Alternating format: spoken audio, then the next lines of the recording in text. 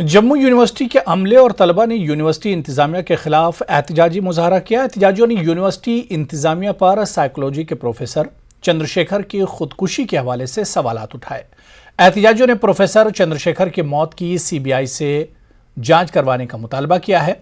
वाज़ेह है कि चंद रोज कबल साइकोलॉजी शोबे की 23 लड़कियों ने प्रोफेसर चंद्रशेखर पर जिनसी इस्तेहसाल के इल्जामात लगाए थे, जिसके बाद यूनिवर्सिटी की कमेटी बराए खवातीन हरासमेंट ऑफ यूनिवर्सिटी ने प्रोफेसर को मुअत्तल कर दिया था, जिसके बाद प्रोफेसर चंद्रशेखर ने खुदकुशी कर ली।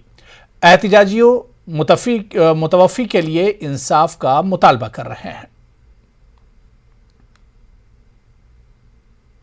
उन पे गलत आरोप लगाए जाते हैं, बाद में वुमेन कमीशन पे जाता है, वहां पे गलत साबित होता है। मलेशियस प्रोसिक्यूशन, इसको कहते हैं मलेशियस प्रोसिक्यूशन, और ये गलत इल्जाम लगते हैं और उन पे जो भी लगाते हैं उन पे कोई भी कार्रवाई नहीं होती। ये चीज बंद होनी चाहिए। मुझे लगता है कि अगर आपको लॉ कानून मिला है तो इसका गलत उपयोग ना हो। और जम्मू यूनिवर्सिटी से हम मांग करते हैं कि भैया SIT या CBI, मैं तो कहता हूँ CBI के इंक्वायरी होनी चाहिए, और इसी के साथ साथ CBI इंक्वायरी के साथ साथ ये चीज होनी चाहिए कि भैया जो हमारे इधर साइकोलॉजी के HOD हैं उनको रिमूव किया जाए, रजिस्ट्रार साहब को, क्योंकि मैटर अब सब्जुडाइज हो जाएगा जब ये आगे चली जाएंगी चीजें। तो भैया इनको हटाओ, क्यों बिठा रखा है इनको इन पोजीशंस पे।